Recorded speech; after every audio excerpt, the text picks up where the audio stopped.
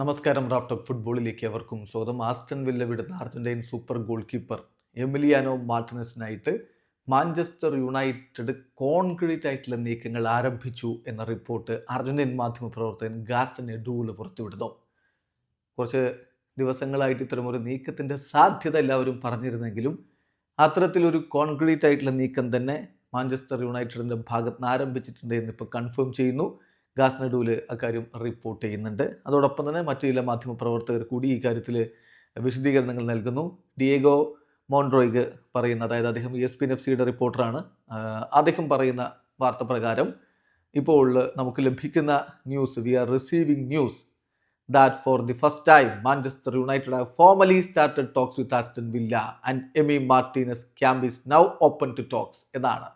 Aston വില്ലയുമായിട്ട് formally ചർച്ചകൾ ആരംഭിച്ച് കഴിഞ്ഞിട്ടുണ്ട്. എമി മാർട്ടിനസിൻ്റെ ക്യാമ്പാണെങ്കിൽ ഈ ഒരു ചർച്ചയ്ക്ക് ഓപ്പണാണ്.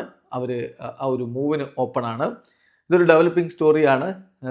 എങ്ങനെ കാര്യങ്ങൾ അവസാനിക്കുമെന്ന് കണ്ടറിയണം. Amorim wants him as priority GK, priority goal കീപ്പറായിട്ട് അമോറിമിന്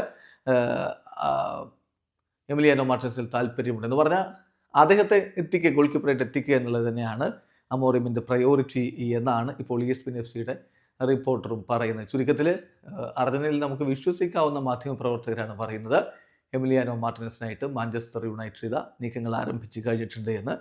അർജന്റീനയ്ക്ക് വേണ്ടി 53 അന്താരാഷ്ട്ര മത്സരങ്ങൾ കളിച്ചിട്ടുള്ള 32-കാരനായിട്ടുള്ള ഗോൾ കീപ്പർ നിലവിൽ ആസ്റ്റൺ വില്ലയിലാണ് കളിച്ചുകൊണ്ടിരുന്നത്. അദ്ദേഹം നേരത്തെ ആഴ്സണലിൻ്റെ ഗോൾ കീപ്പറായിരുന്നു. അവിടെ പല ക്ലബ്ബുകൾക്ക് വേണ്ടിയിട്ടും ലോണിൽ അദ്ദേഹം കളിച്ചിട്ടുമുണ്ട്. ഒടുവിൽ മാഞ്ചസ്റ്റർ യുണൈറ്റഡിലേക്ക് എത്താനുള്ള സാധ്യത തെളിയുന്നു. വീഡിയോ അവസാനിക്കുന്നു. ഫുട്ബോൾ ലോകത്തെ കൂടുതൽ വിശേഷങ്ങളുമായി റാഫ്റ്റോക്സ് എത്താം.